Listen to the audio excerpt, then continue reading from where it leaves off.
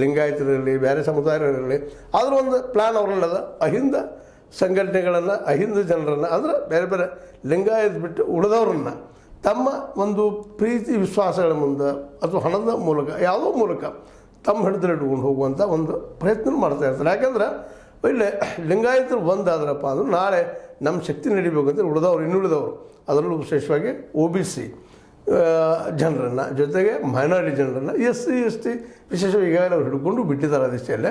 ಹೀಗಾಗಿ ಅವರು ಇವತ್ತು ನಿರುಂಬಳಾಗಿದ್ದಾರೆ. ಸತೀಶ್ ಅವ್ರು ನಾವು ಗೆಲ್ತೀವಪ್ಪ ಈ ಇಲೆಕ್ಷನ್ ಅಂತೇಳಿ.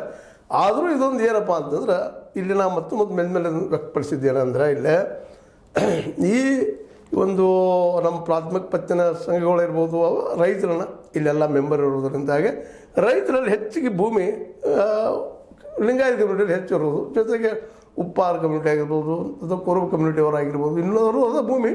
ಆದರೆ ಲಿಂಗಾಯತ ಡಾಮಿನೆನ್ಸ್ ಹೆಚ್ಚಿರೋದ್ರಿಂದಾಗಿ ಅವರು ಉಳಿದವ್ರು ವಿಶ್ವಾಸ ತೆಗೆದುಕೊಂಡ ಈಗ ಹೆಂಗೆ ಅವರು ಎಲ್ಲರನ್ನೂ ವಿಶ್ವಾಸ ತೆಗೆದುಕೊಂಡಿದ್ದಾರೆ. ಉದಾಹರಣೆಗೆ ಬಾಲಚಂದ್ರ ಜಾರಕಿಹೊಳಿ ಅವರು ನಮ್ಮ ಅರಮಾವಿ ಭಾಗದಲ್ಲೇ ಎಲ್ಲರೂ ತಮ್ಮ ಹಿಡಿತಕ್ಕೆ ತೆಗೆದುಕೊಂಡಿದ್ದಾರೆ. ತಾವು ಸಹಾಯ ಸಹಕಾರ ಮಾಡಿ ಮದುವೆ ಸಮಾರಂಭಗಳಾಗಿರ್ಬೋದು ಮತ್ತೇನಾಗಿರ್ಬೋದು ತಮಗೆ ಆದಷ್ಟು ಸಾಧ್ಯ ಸಹಾಯ ಸಹಕಾರ ಮಾಡಿಕೊಂಡು ಇಡೀ ಜನ ಸಮುದಾಯವನ್ನು ಅಲ್ಲೇ ತಮ್ಮ ಸಮುದಾಯ ಜನ ತಮ್ಮ ಒಂದು ಏನೋ ಕರ್ಕೊಳ್ಳೋ ಜಾತಿ ಜನ ಕಡಿಮೆ ಇದ್ದರೂ ಅಲ್ಲಿ ಗೆಲ್ತಾ ಇದ್ದಾರೆ. ಇದು ಕಾರಣ ಏನಂದ್ರೆ ಜನರ ಸಮಸ್ಯೆಗಳೇ ಸ್ಪಂದಿಸ್ತಾ ಇವತ್ತು ಅವ್ರು ಲಿಂಗಾಯತ ಇರ್ಬೋದು ಯಾರೋ ಇರ್ಬೋದು, ಬಟ್ ಅಲ್ಲಿ ರಾಜಕೀಯ ತಂತ್ರಗಾರಿಕೆ ಅನ್ನೋದು ಆದಷ್ಟು ಉಪ್ಪಾರ ಮತ್ತು ಕುರುಬ ಸಮುದಾಯವನ್ನು ಮುಸ್ಲಿಮ್ಸನ್ನು